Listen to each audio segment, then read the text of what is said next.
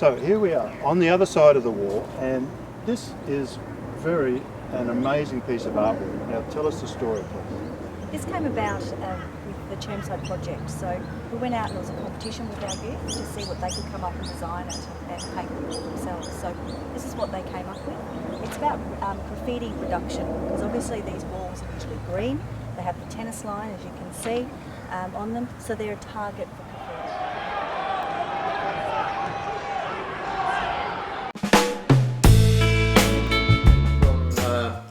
Very different parts of the world, a lot of people have asked the question of how Daphne and I managed to get together.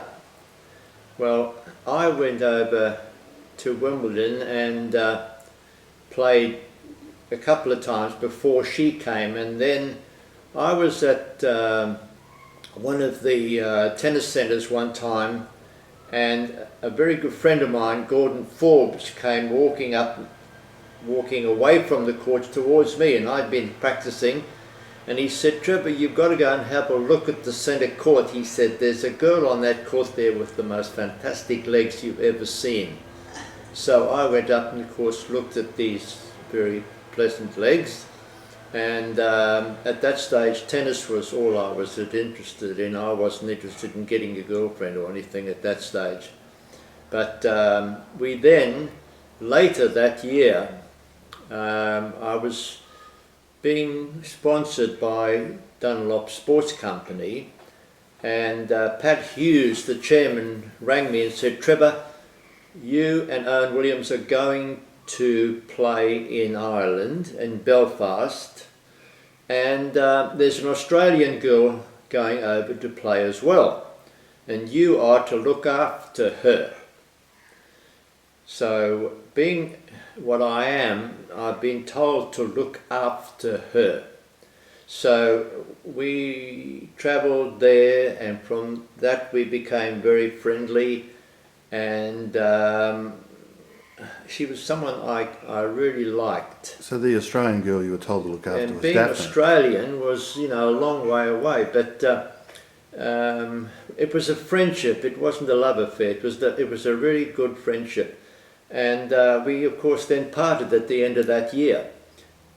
She went back to Australia, I went back to South Africa, and then we came back again the following year, in '57 I think it was, and we travelled together all the time with a group of South African and Australian players, and ended up in Istanbul. And we'd played Beirut the week before, and then we had Istanbul tournament to be followed by the Athens tournament. But I had made an arrangement to go up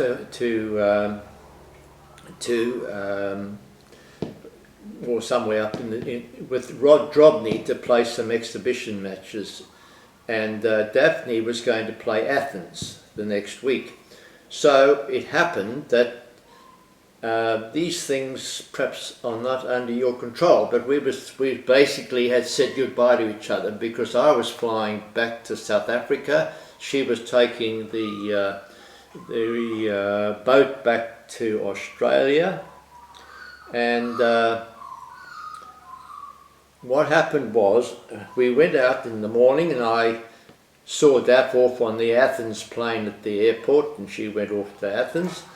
And at lunchtime I came out to catch the plane to Holland or wherever I was going, and the plane was commandeered by the Turkish army. They just came out in trucks, threw us all off the plane and flew off and left us on the tarmac.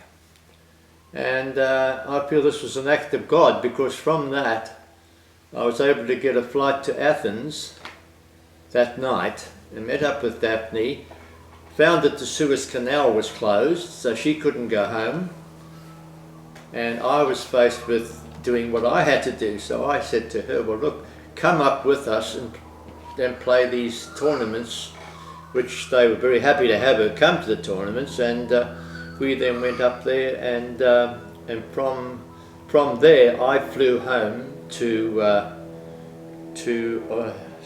South Africa, and Daphne later caught a boat to London and came to South Africa. I'd hoped she would come, but a very good friend of ours, Jean Forbes, was a very good friend of Daphne's, and Jeannie invited her to go to their farm in South Africa, and she did that, and that is where we met up again. And I actually was waiting at the airport in where the boat was coming in for her in Durban, and I'd come home by boat and had a very miserable trip. When she arrived and the boat pulled in, guess who she was with? She was with the Australian South African cricket team. The whole cricket team there in Daphne. So they all gave me the works. But anyway, we met her with a rickshaw and took her, and then things just followed after that, and we then decided to get married. And I was in big trouble on that one, because we went up to play Rhodesia in Rhodesia, Salisbury. We had to play a thing at a tennis centre there, and we missed the plane the next morning, and that was the day before the wedding. And Daph and them had come to pick us up at the airport, and we weren't there. So I was really in big hot water. But we eventually got together and got it all organised. My mum and dad had arranged the thing. We had a wonderful wedding, and it was on a Sunday, and at 7 o'clock or 5 o'clock, I think, the next morning, I flew out to play Davis Cup. So we were married that night, and the next morning I was on a plane flying to Spain to play Davis Cup, and we played Davis Cup there, and we played as a team all the way up to Wimbledon, and it was the no wives ban team. We had 3 newly married people in the team, and 3 wives travelling on the circuit as well. They stayed in one hotel and we stayed in the other, right up until Wimbledon. So it was quite a funny and complicated thing, but fortunately it all ended well, because the main thing is from it all is that I got the greatest wife you could ever have in your life, so I'm a happy man. Great story.